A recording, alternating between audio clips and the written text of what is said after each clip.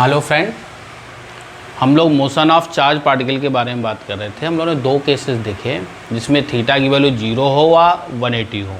ठीक है, उसमें फोर्स 0 हो रहा था। पिछले वाले वीडियो में हम लोगों ने देखा था मोशन ऑफ चार्ज पार्टिकल जब ट्रांसवर्स होगा। ट्रांसवर्स मतलब थीटा की वैल्यू 90 होगी। थीटा क्या था? एंगल। वेलोसिटी और मैग्नेटिक फील्ड के बीच का डायरेक्शन यानी उनके बीच का एंगल कितना बन रहा है। अब हम लोग ले रहे हैं कि motion of charge particle, heading डाल सकते हैं ये, ठीक है, इंपॉर्टेंट है टर्म में भी। Motion of charge particle in uniform magnetic field, चीज़ वही है, at an acute angle. Acute angle का मतलब क्या हुआ? जिसमें थीटा की वैल्यू क्या हो, 90 से कम हो। ठीक है, तो थीटा की वैल्यू यहाँ पर 0, थीटा 90 से कम और 90 से कम और 0 से ज़्यादा, मतलब ना तो 0 हो ना तो 90 हो। ठीक है, यानी कि ना तो परपेंडिकुलर हो ना तो पैरेलल हो। ठीक है, अच्छा, हम लोगों ने एक चीज़ देखा था कि ट्रांसवर्स वाले में कैसा पाथ था, सर्कुलर था, और जो आपका 0 डिग्री यानी पैरेलल वाला था उसमें कैसा था, लीनियर रहेगा, कोई फोर्स नहीं लगेगा, तो जैसे वेलोसिटी से जा रहा वैसे चलता चला जाएगा। ठीक है, तो इसमें जब थीटा की वैल्यू एक्यूट एंगल से चलेंगे तो इस केस में अपने पास इस तरीके का कुछ डायग्राम आएगा। यहाँ पर अपन ने कोई मान लिया कोई चार्ज पार्टिकल है, इसका चार्ज कितना है Q और मास कितना है M। एक्स एक्सिस ये, वाई एक्सिस ये। एक्स एक्सिस के अलॉन्ग मान लिया कि एक्सटर्नल मैग्नेटिक फील्ड लगा रखी जो यूनिफॉर्म है, मतलब कांस्टेंट है, जिसका मैग्नीट्यूड और डायरेक्शन चेंज नहीं हो रहा है।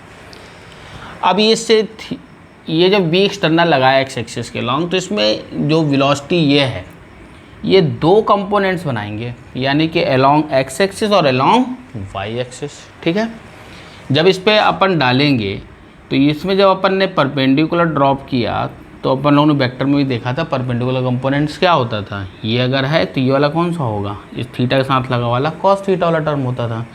तो अगर ये वेलोसिटी v है तो ये कितना हो जाएगा, v कॉस थीटा, और दूसरा वाला जो बचेगा वो कितना बच जाएगा, ये हो जाएगा v साइन थीटा। ठीक है, जो v cos थीटा है x एक्सिस के लॉन्ग है। ठीक है, तो पैरेलल बोल सकते हैं। तो ये अपन ने लिखा कि एक कंपोनेंट कैसा होगा, v पैरेलल, और एक कंपोनेंट कैसा होगा, v परपेंडिकुलर। तो v पैरेलल वाला कितना है, v cos थीटा, जो इसको कैसा मोशन देगा, लीनियर देगा, जैसे जा रहा था सेम डायरेक्शन, थीटा की वैल्यू 0 अगर है तो। जो परपेंडिकुलर वाला कंपोनेंट है वो क्या है, v साइन थीटा है। तो v साइन थीटा वाला कैसा पाथ देगा, सर्कुलर। अब इसमें एक चीज़ देखो, जब सर्कुलर है, एक्स एक्सिस ये, वाई एक्सिस ये, तो ये जो वाई एक्सिस के लॉन्ग है और ये तीसरी जो एक्सिस होगी कौन सी हो जाएगी, जेड एक्सिस हो जाएगी। तो इसका जो सर्कुलर मोशन होगा किस में हो जाएगा, वाई जेड प्लेन में। सर्कुलर मोशन तो होगा लेकिन किस में होगा, वाई जेड प्लेन में। हम लोगों ने देखा था कि जब क्रॉस मैग्नेटिक फील्ड थी तो इसमें कैसा पाथ आ रहा था, सर्कुलर आ रहा था। तो सर्कुलर किस में था, ये जेड एक्सिस के लॉन्ग है, तो ये कौन सा प्लेन होगा, एक्स वाई प्लेन।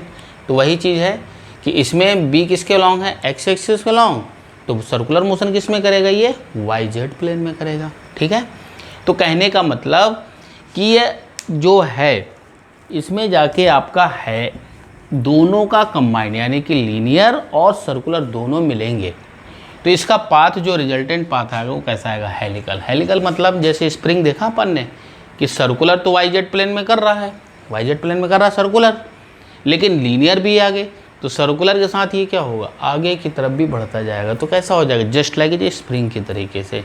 उस पाथ को हम लोग बोलते हैं हेलिकल पाथ, या फिर हेलिक्स का भी नाम देते हैं। तो इसका पाथ कैसा हो जाएगा, हेलिक्स या फिर हेलिकल पाथ। हेलिकल पाथ मतलब कि जैसे ये सर्कुलर मोशन कर रहा है तो ये इस तरीके से मोशन करेगा, साथ में आगे बढ़ता जाएगा। तो आगे बढ़ता जाएगा तो इसका मतलब कि सर्कुलर भी कर रहा है साथ में, और ये आगे की तरफ भी बढ़ रहा है। ठीक है ना, तो इसी पाथ को कंबाइंड को हम लोग क्या बोलेंगे, हेलिकल पाथ बोलेंगे। ठीक है, समझ में आ रही चीज़। ये सर्कुलर हो रहा है किस में, वाई जेड प्लेन में, वाई जेड प्लेन में हो रहा है, साथ में बढ़ कैसा रहा है, आगे की तरफ। तो कैसा पाथ हो गया, हेलिकल पाथ। इसी को सर्पिलाकार भी बोलते हैं या हेलिकल पाथ बोलते हैं। अब इसमें एक टर्म होता है कि जैसे मान लो यहाँ से यहाँ तक लीनियर चला है ना, आगे सर्कुलर एक सर्कल में किया है, तो जितनी ये डिस्टेंस एक्स एक्सिस के लॉन्ग चलता है, इसको हम लोग बोलते हैं पिच का नाम देते हैं। तो पिच की बेसिकली क्या हो गया, इसको पिच से नाम देंगे और ये पिच को किससे दिखाएंगे हम लोग, पी से दिखाएंगे। तो पिच का मतलब क्या हो गया कि distance covered by charge particle in one revolution along X axis, मतलब इसके पैरेलली जो फील्ड के अलोंग चल रहा है उसी को हम लोग बोलेंगे पिच। इतने टर्म्स को आपको समझ में आ गया। अब वही सब चीज़ें निकालना पड़ेगा, पिच कितना होगा, टाइम पीरियड क्या होगा, फ्रीक्वेंसी क्या होगी, पिच की वैल्यू कितनी होगी, सब मैथमेटिकल रिलेशन निकालना हम लोग को। ठीक है, नोट कर लीजिए इसको। और ये कौन सा कंपोनेंट है, लिख लीजिएगा, ज़्यादा हो तो ये कौन सा हो गया, पैरेलल कंपोनेंट। पैरेलल का साइन ऐसे बना ही हुआ है। और ये कौन सा हो गया, परपेंडिकुलर कंपोनेंट। ठीक है, बना लीजिए इसको, लिख लीजिए और आपको काम आएगा। अभी हम लोग आगे बढ़ते हैं, नोट करिए इसको अच्छे से। और इस पाथ को क्या लिखेंगे, हेलिकल पाथ या हेलिक्स बनाइए। अब इसमें हम लोग टर्म निकाल रहे हैं, जैसे हेलिकल पाथ था ये। अब इसका जो है सर्कल बना रहा है उसकी रेडियस तो होगी नहीं होगी कोई, ठीक है। अब उसकी रेडियस अपन को निकालना है। तो जब रेडियस निकालना होगा तो क्या था फार्मूला रेडियस का, M B by Q B, यही था ना। तो M B by Q B है। अब इसमें वी जो है कौन सा कंपोनेंट लेना पड़ेगा, कौन इसको सर्कुलर दे रहा है, वी साइन थीटा वाला दे रहा है कि नहीं दे रहा, वी साइन थीटा वाला इसको सर्कुलर दे रहा है और वी पैरेलल वाला इसको लीनियर दे रहा था। तो कहने का मतलब यहाँ पे कौन सा टर्म लिया जाएगा, वी परपेंडिकुलर लेंगे। तो वी परपेंडिकुलर मतलब कि वी का जो कंपोनेंट है वी कॉस थीटा। अब यहाँ पे जो है तो परपेंडिकुलर तो कितना हो जाएगा, V sine theta upon Q B. तो इससे हम लोग क्या निकाल सकते हैं, रेडियस ऑफ हेलिकल पाथ, ठीक है ना, या रेडियस ऑफ हेलिक्स। बस सिंपल सा है, बस उसमें r equal to m B by Q B था, इसमें एम बी साइन थीटा। अब थीटा तो दिया ही होगा, उससे रख सकते हैं हम लोग। ठीक है, नोट कर लीजिए पहला पॉइंट रेडियस। अब इसमें सेकंड जो टर्म है टाइम पीरियड निकालना है कि उसको कंप्लीट करने के लिए कितना टाइम लगेगा। ठीक है, तो टाइम बराबर क्या होता था, हम लोगों ने पढ़ा हुआ है, time equal to distance upon velocity, ठीक है ना, यही तो था। अब इसमें डिस्टेंस कितनी है, इसी टाइम को हम लोगों ने क्या दिखा रहे हैं, टाइम पीरियड से, कैपिटल टी से। डिस्टेंस कितना होगा, 2 पाई आर अपॉन क्या हो जाएगा, एम वी। अब एम वी कौन सा लेना पड़ेगा, टाइम पीरियड कौन सा सर्कुलर घुमा रहा है, परपेंडिकुलर वाला कंपोनेंट। तो परपेंडिकुलर घुमा रहा है तो इसका मतलब वी परपेंडिकुलर लेना पड़ेगा।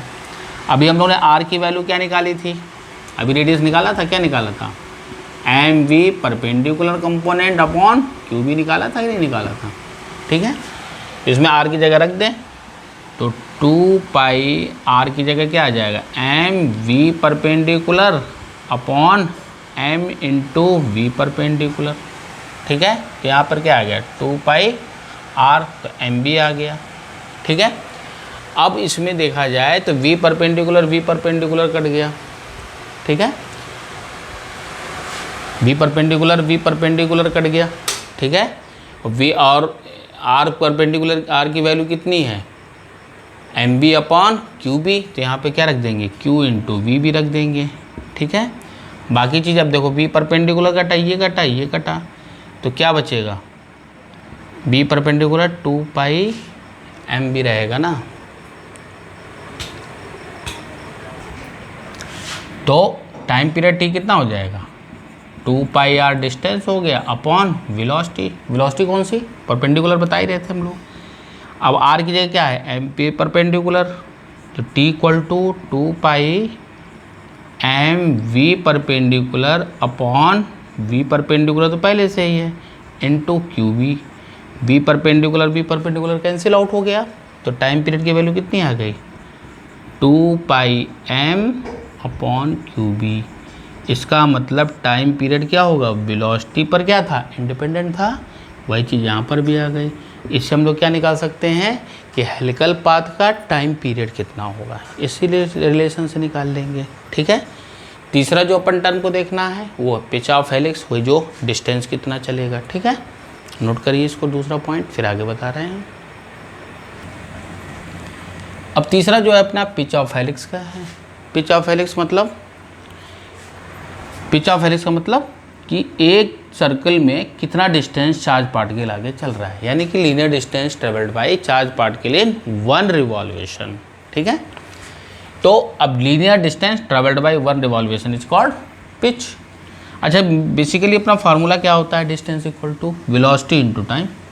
डिस्टेंस कितनी है, p के बराबर यानी पिच। वेलोसिटी, अब एक चीज़ देखो, ये इसको आगे बढ़ा रहा है तो कौन सी वेलोसिटी लेनी पड़ेगी, पैरेलल वाली जो ये था, तो पैरेलल वेलोसिटी का अर्थ तो आगे बढ़ रहा है ना। परपेंडिकुलर वाली की वजह से क्या था, सर्कल कर रहा था, और पैरेलल वाली की वजह से आगे बढ़ेगा।